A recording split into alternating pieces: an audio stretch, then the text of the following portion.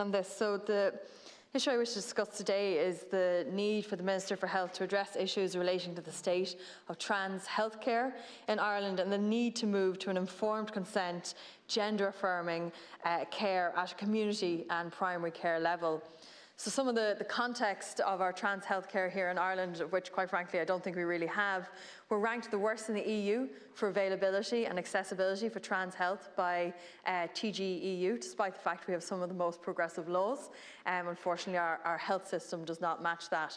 We're rated F for timely and adequate access to trans healthcare by LGBT Ireland, and we have a de facto centralised gender clinic model, and there are no national gender-affirming healthcare policies or guidelines, and people wait, it seems to be 10 years plus in order to be able to access healthcare. That is beyond any reasonable measure, and it is a de facto non-existent healthcare system. This isn't good enough. Some of the issues with the system is that there is a lack of access to quality care. As I said, a decade-long wait list for the primary public service, non-existent youth service, denial of services in primary care, little to no availability of surgeries within Ireland, and a failure to adhere to international guidelines. I'm sure you, Minister, and all of us have seen people fundraising in order to be able to go and get the healthcare that they need in another country. Another issue with the system is a severe lack of bodily autonomy. There are incredibly invasive psychiatric assessments.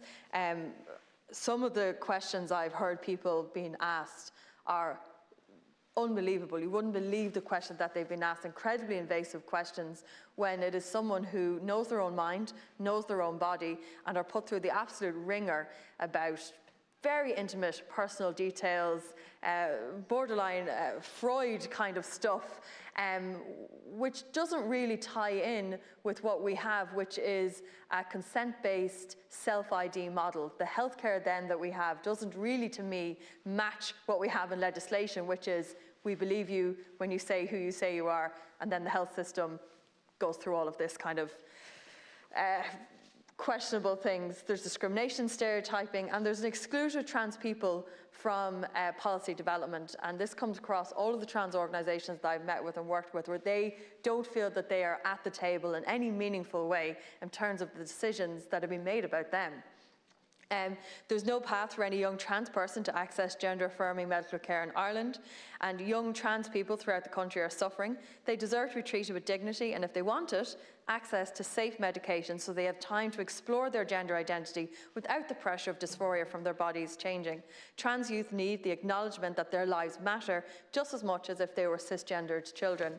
So we need a new system which is based on an informed consent model for gender-affirming care, community and primary care-based, co-production with the trans community, an affirming approach to care for youth, and one that upholds the human right to bodily autonomy. So just a little bit about the informed consent model. This is grounded in accurate, evidence-based education on transition. It's led by the person's own free and informed decisions about their body and their treatment. It's facilitated through discussion on the expectations, benefits, risks, and limitations of any treatment, and it is free from gatekeeping, pathologisation, and discrimination.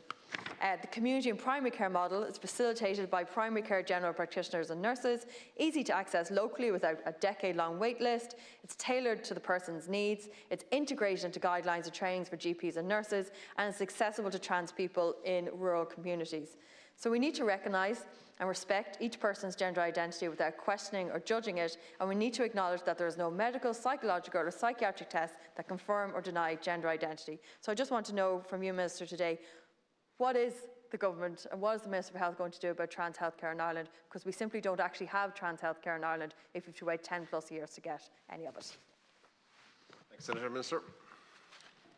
Thank you, Chair, and thank you, Senator Hoey, for raising this question. The provision of proper, appropriate and integrated gender healthcare services is something that Minister Donnelly is anxious to see put in place for persons who are questioning their gender identity or are experiencing gender incongruence or gender dysphoria.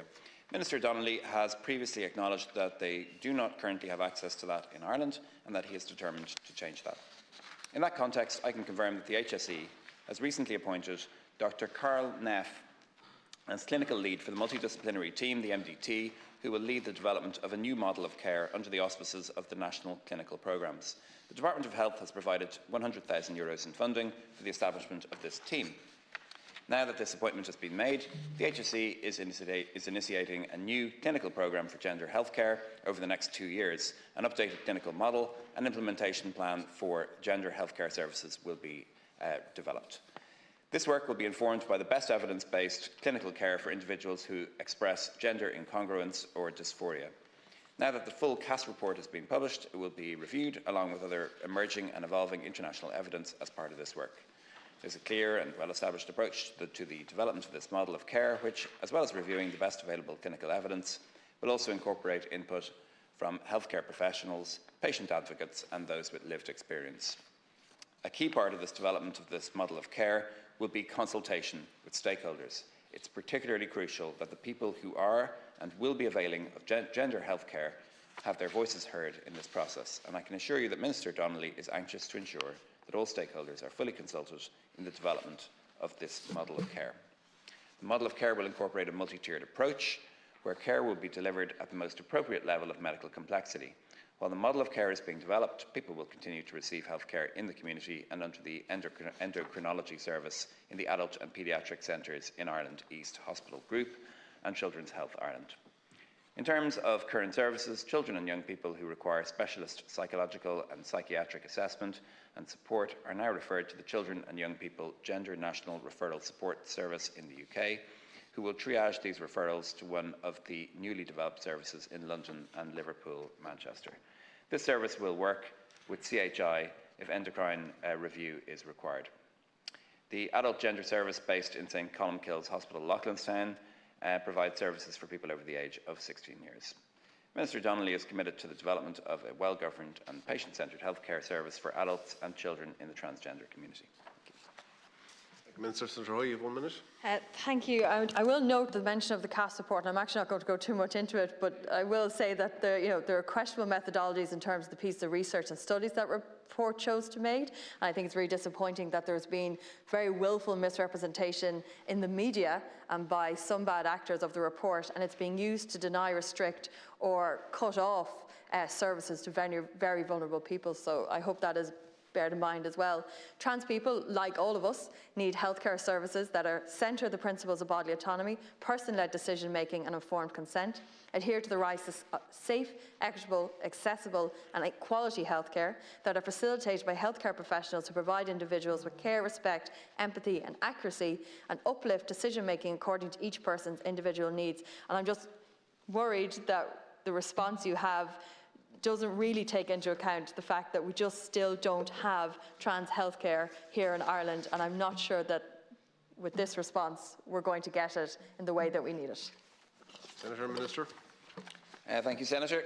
So I'm taking on board all the issues raised during this discussion, and I know that all of us in this House want to ensure that the transgender community are given the proper, appropriate and integrated care and support that they need to live their authentic, fulfilling lives. The new model of care will aim to do just that. The development of the new model of care for gender healthcare services is expected to be a complex process. The HSE and the Department of Health will work closely to support the process to ensure transparency and to keep the patient at the centre of the process. As I said in my opening statement, consultation with stakeholders will be a crucial part of this work. However, it is important that the HSE is given time to develop a model of care that's based on the best clinical evidence and that will deliver the best outcomes for persons with gender incongruence or dysphoria. It's not possible to preempt the outcome of this process by determining at this stage what this model of care will look like once developed. The long-term aim is to provide a wide range of services for all people with gender incongruence or dysphoria, from care locally in the community to more specialised and complex care, and I'm committed to building a service based on experience and clinical evidence, respect, inclusiveness and compassion. Please rest assured that Minister Donnelly is committed to the development of a well-governed and patient-centred healthcare service for the transgender community.